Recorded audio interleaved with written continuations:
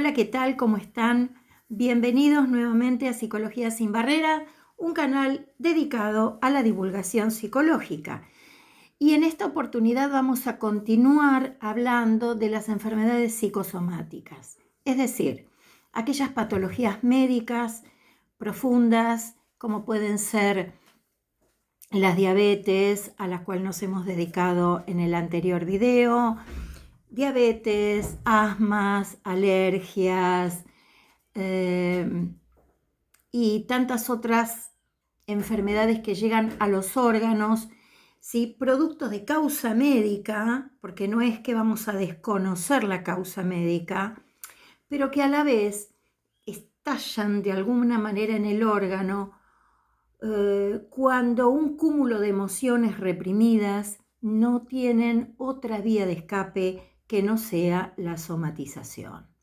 Sí, es decir, no desconocemos la causa médica, pero sí vamos a ver que tras una problemática de causa médica siempre hay una historia de emociones, situaciones vividas que no han encontrado la metabolización psíquica, no han logrado de alguna manera ser dichas mediante las palabras, reclamos, dolores, ¿sí?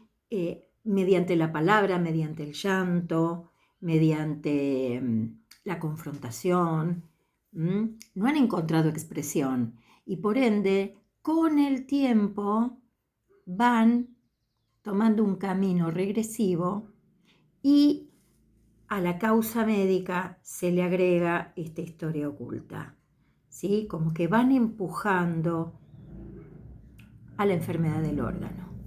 Bueno, les pido que se suscriban a mi canal, que toquen la campanita de notificaciones para recibir más material y que, bueno, vean este video hasta el final y si les gustan, me den me gusta y lo puedan compartir. A alguien lo podrá ayudar. El objetivo siempre es dar una orientación que sirva para un apoyo o una guía o repensar una consulta psicológica.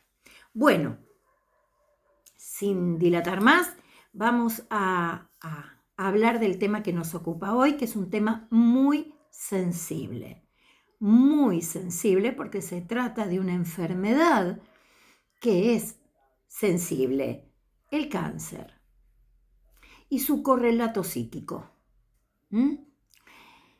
No vamos a decir que las cuestiones psicológicas van a generar un cáncer, no, porque no es así. Pero sí vamos a sostener que hay una cara psicológica del cáncer. Como ustedes saben, a esta palabra, que muchos le tienen temor, miedo, es una palabra que infunde a veces no nombrarlo, ha tenido significantes sustitutos, por ejemplo, tiene la enfermedad, tiene esto, tiene un tumor que no sabemos, no se lo quiere nombrar. ¿Por qué?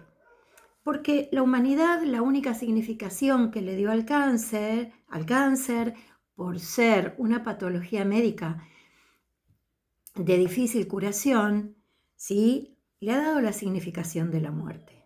Por eso se vuelve casi innombrable el significante, cáncer. Pero vamos a tratar de hablar un poquito se trata justamente de una alteración en el ADN. ¿Y qué pasa? Una célula se copia de manera errada. Es como si hago mal una fotocopia. El ADN se alteró.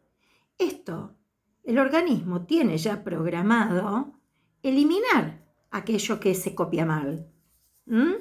Pero por alguna razón, esta célula que está mal copiada empieza a crecer, proliferar, multiplicarse cuando no debería. Debería estar eliminada por error. Pues no, empieza a replicarse alterada. Y esto va a traer una acumulación, un tejido que se va a ir acumulando y va a tomar la forma de un tumor. Este tumor puede ser benigno, maligno, extirpable. En los primeros estadios, 1, 2. Luego, lo que esto suele suceder cuando prolifera, va a invadir un órgano. Es una invasión de estas células a un órgano. Y luego, ya en un estadio posterior, cuando toman, digamos, al torrente sanguíneo, empiezan a viajar y van tomando otros órganos. Esto es lo que los médicos llaman metástasis. Esta es la cuestión muy sencillamente explicada, biológica, ¿sí? Quiere decir que yo tengo que, ante un diagnóstico, primero tengo que hacerme chequeos continuos, chequeos clínicos de rutina para no detectar anomalías en el funcionamiento de mi organismo. No dejar pasar 4 o 5 años sin chequearme un análisis de sangre, laboratorios de rutina, una placa, ¿sí? Visitar, cuanto más adulto, más visitas, cada 2 años, luego cada año, para controlar que todo esté bien. Si algo no está bien, y estoy entre los primeros estadios, voy a hacer todo lo que el médico ordene, pero también voy a tratar de hacer una terapia que acompañe. Hoy hay muy buenos psicooncólogos, que son psicólogos especializados en oncología, es decir, en cáncer. Entonces, cuanto más temprano empiece la terapia, más voy a dar curso mediante la palabra a las emociones. Sí, dicho esto, lo que les estoy diciendo es que cuando hay una enfermedad profunda, tengo que hacer todo lo que el médico dice, pero también acompañar una terapia para poder poner en palabras mis miedos, mis temores, mis angustias, mi enojo, por sentir que hay algo dentro de mí que ha empezado a crecer. Sí, bueno, entonces, recurrir, yo diría, a un psicooncólogo. Hoy los médicos lo recomiendan. Sí, es muy raro que quien se va a hacer, el oncólogo que se va a hacer cargo no recomiende una terapia, pero también el paciente tiene que tomarla. Dicho esto, vamos a ver qué pasa con esa historia oculta. ¿Cuál es la emoción dominante? A ver, quiero decir, no en todos los casos va a ser esta la emoción dominante ante un cáncer, pero es la que más hemos detectado que al no haber tenido una vía mediante el psiquismo, ha generado un incentivo del cáncer. ¿Cuál es entonces esta emoción dominante en la mayoría de los cuadros de cáncer de larga data? El rencor. El rencor. El rencor es la emoción que domina en esa historia oculta. Después cada individuo tiene la historia específica en sí mismo por qué llegó a tener persistentemente un rencor atrapado ahí. La causa médica es diferente en cada tipo de cáncer de cada persona y la causa psíquica de ese rencor también es diferente para cada individuo. La historia personal es individual porque cada persona es única e irrepetible. Sí, la personalidad es una organización más o menos estable que es la misma, pero a la vez se va modificando con el tiempo. Y eso tiene que ver con la historia. Y cada uno tiene una historia individual. ¿Sí? Recordando lo que es la personalidad. Bueno, entonces, ¿qué es el rencor? El rencor es un sentimiento, una emoción que nace de un dolor no elaborado psicológicamente. Es decir, un dolor que fue a causa de una traición, de un abandono de un ser querido, de una humillación vivida, laboral, familiar, pero sin expresión. A esta humillación, a esta traición, a esta, de alguna manera, a este abandono, surgió una emoción primaria, la ira, la rabia. ¿Sí? Frente a esta humillación hubo rabia. Una rabia que nunca se mostró, que nunca se expresó. ¿Cómo yo puedo mostrar esta rabia frente a estos hechos considerados como injustos?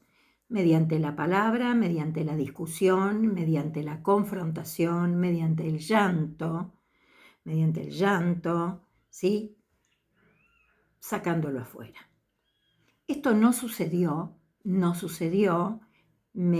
literalmente me comí el enojo y este enojo empezó a congelarse, metafóricamente a congelarse, a vivir dentro mío de una manera congelada.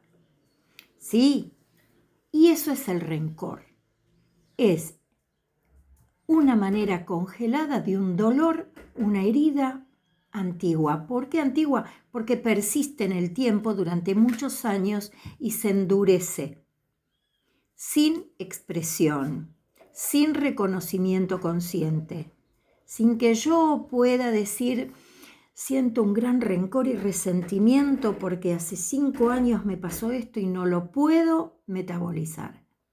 Ni siquiera había un miedo o un ataque de pánico, que eso sería ya psíquico.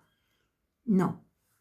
Queda este dolor congelado, retenido. Y me voy poniendo una máscara falsa de que todo está bien. Yo recuerdo un caso ahora les voy a decir la relación con el cáncer, pero yo recuerdo una señora, muchos años atrás, mamá de una paciente, que ella contaba que el marido se iba todos los sábados a navegar en un yate que era de los dos. Ella le planchaba la ropa, lo arreglaba, literalmente, le acomodaba el cuello, le preparaba el bolso y él siempre se iba con amigos y amigas. Amigas que en la fantasía de esta mujer también podían ser otras relaciones paralelas. Nunca protestó, nunca mostró el enojo, siempre complaciente y con una sonrisa preparando el bolso. A los años, de una erisipela en el brazo,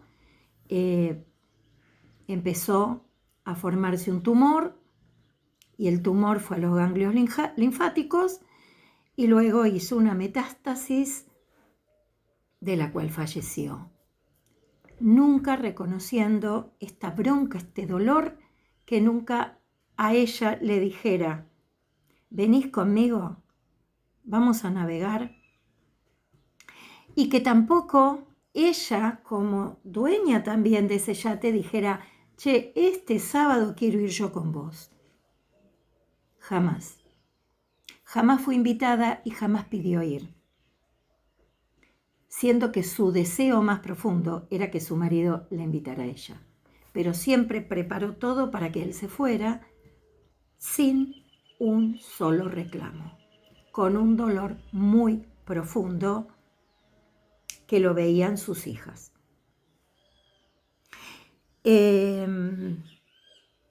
Esto es un claro ejemplo en una historia determinada cómo jugó el rencor.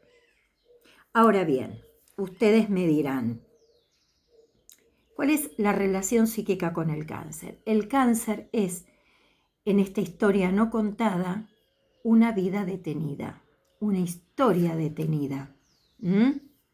esa historia detenida, algo se congeló ahí, generalmente estos dolores no elaborados, que se pueden transformar en rencor, empiezan a crecer por dentro.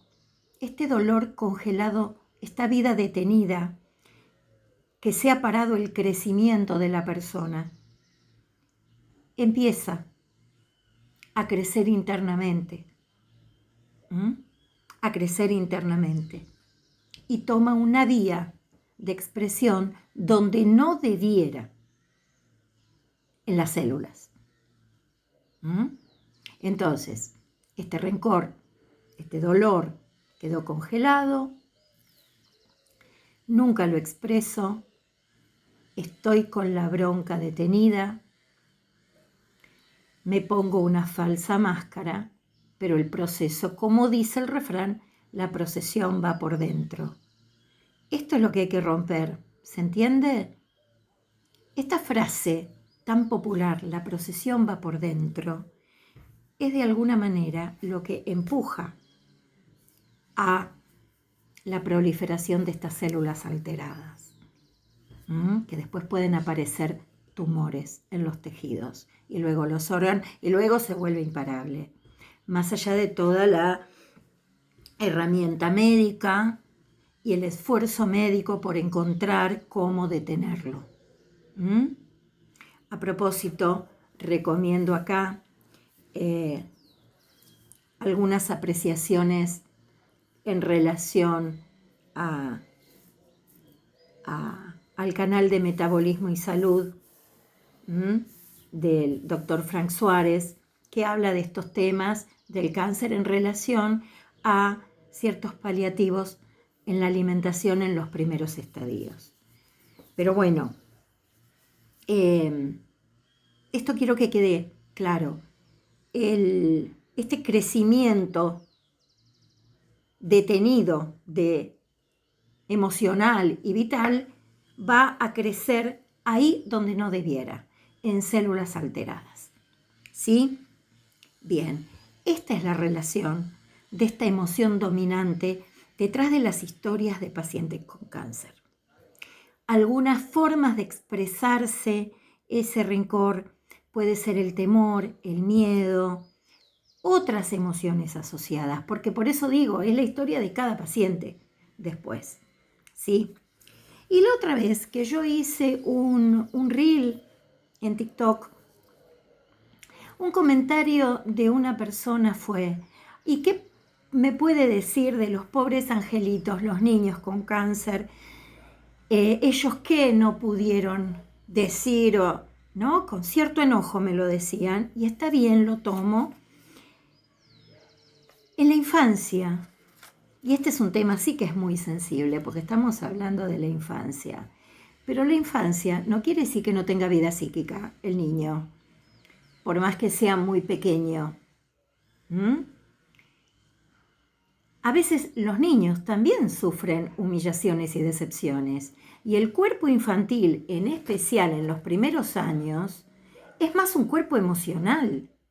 El niño se expresa jugando, el niño expresa las emociones jugando, entre comillas, portándose mal, denuncia injusticias portándose mal. El niño, ¿sí?, manifiesta su miedo con enojos, con caprichos. No tiene una palabra definida como el adulto, ¿sí? El niño tiene una palabra que va tomando mayor simbolismo a medida que crece. Pero en niños muy pequeños, lo simbólico no está, es más bien la expresión emocional de todo el cuerpo, ¿sí? ¿Qué pasa cuando el niño tiene resentimientos? Son silenciosos a veces.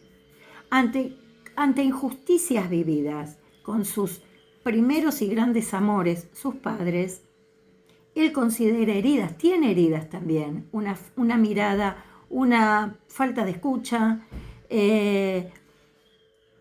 falta de contención, un padre que mire para otro lado, cuidadores, maestros, ¿sí? Siempre hay que escuchar la palabra del niño, ¿sí? El niño puede sentir una herida emocional muy fuerte, muy temprana, pero puede no haber simbolismo para expresarla. Entonces, puede sufrir resentimientos silenciosos, tristezas que están reprimidas, miedos que se manifiestan en enojo. Pero ¿qué pasa? Lo guarda. ¿Por qué lo guarda el niño? Porque necesita seguir amando de quienes depende, de sus figuras de apego, de sus padres, de sus cuidadores, ¿sí?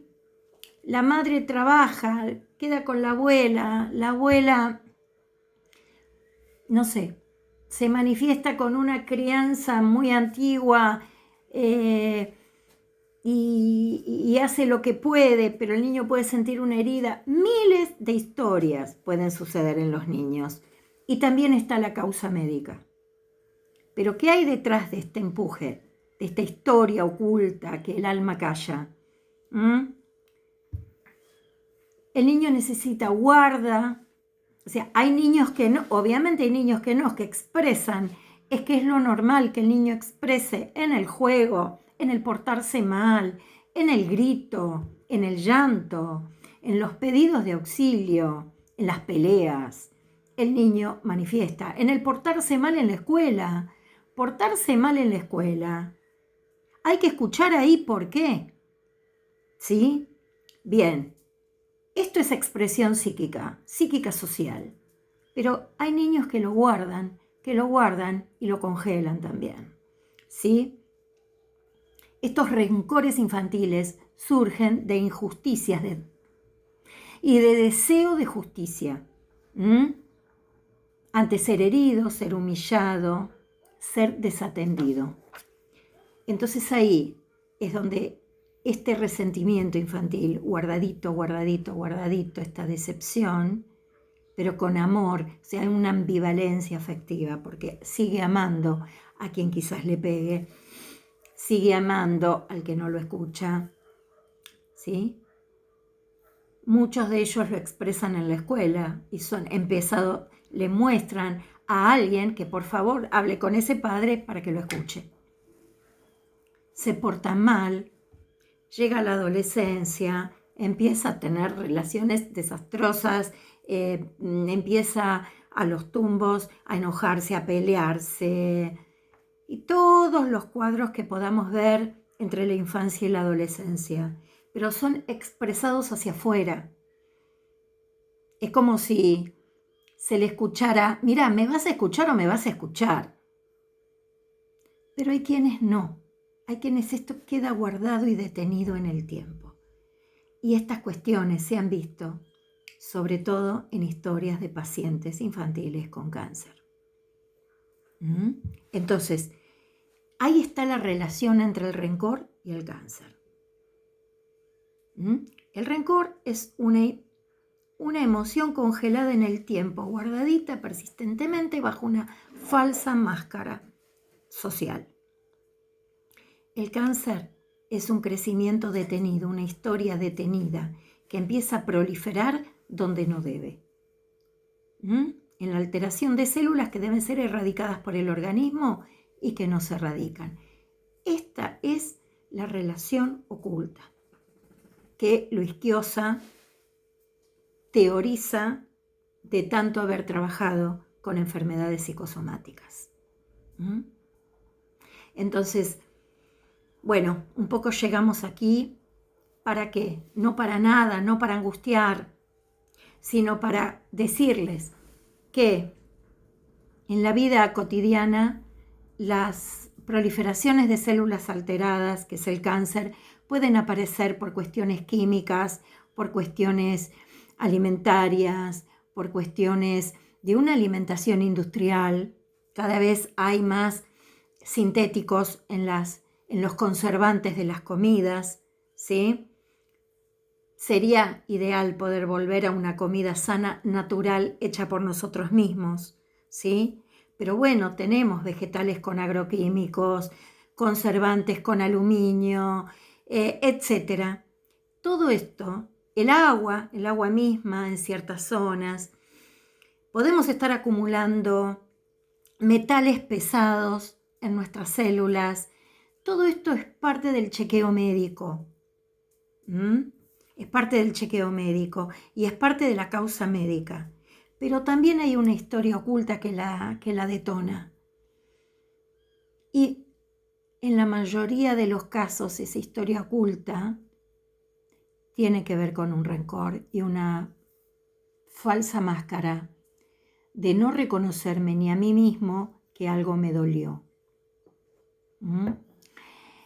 Como algo aparte, les quiero comentar que a veces ustedes dicen, pero la persona estaba bien y de repente apareció en 2 meses un diagnóstico de cáncer y en 2 meses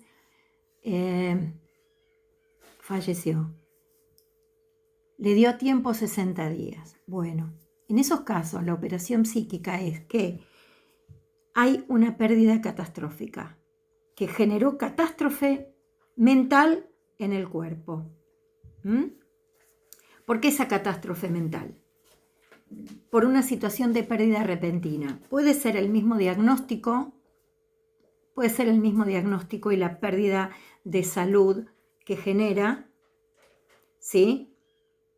Y puede también haber sucedido pérdidas catastróficas concurrentes unos meses antes en la vida de la persona. No hablado, no tramitado psicológicamente, y esto determina esos, por ejemplo, en órganos como el páncreas, el hígado, que son órganos tan sensibles. Entonces, por ende, lo que yo les diría siempre, esto, chequeo médico, ir al médico, y cuando hay tempranamente un diagnóstico de estas características, psico-oncólogo o psicólogo que pueda ayudar a derivar y a escuchar. Yo hace poquito tuve una paciente, muy buena persona, pero con una historia oculta en sí misma, que tenía que callarla. Bueno, hablando de esto, atajamos unos pólipos intestinales que estaban aumentando de tamaño. Fue un tratamiento combinado. El tratamiento médico, la colonoscopía como diagnóstico, la cirugía gastroenterológica, ¿sí? Y el tratamiento gastroenterológico posterior, y a la par la terapia, donde en una señora de poco hablar, un día me dijo, necesito hablar de algo muy especial. Y ahí me habló de esta historia oculta que la lleva 20 y pico de años encima, hasta que la habló. Además, en especial, hicimos un tratamiento con flores de Bach, que son homeopatía que trabaja la energía de afuera hacia adentro y puede ayudar al metabolismo psicológico. Sobre todo porque yo detecté que le costaba mucho hablar, pasó al terapeuta floral, se hizo una fórmula para ella a nivel psicológico, y esto ayudó muchísimo. ¿Por qué? Porque nos corría el tiempo por los pólipos. Entonces, en medio de esto, me contó su historia oculta. En este caso, había una historia detenida.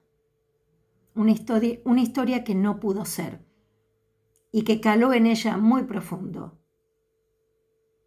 durante 20 y pico de años.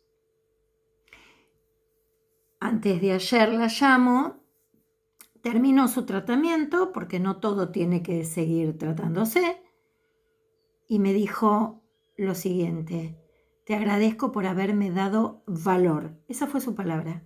Me diste valor y hoy me estoy valorando. Bueno, pienso que acá ya sus tejidos no se van a hacer cargo de lo que ella vivió o vivirá o sentirá. ¿Sí? Bueno, me gustaría que si escuchan todo este video me propongan más patologías que quisieran ver cuál es la emoción dominante detrás de la historia oculta de cada tipo de enfermedad. ¿Mm?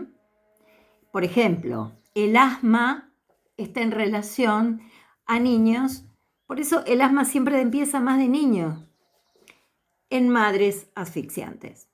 Pero estas se las dejo ahí. Bueno, nos vamos a despedir nuevamente para una próxima Psicología sin Barreras.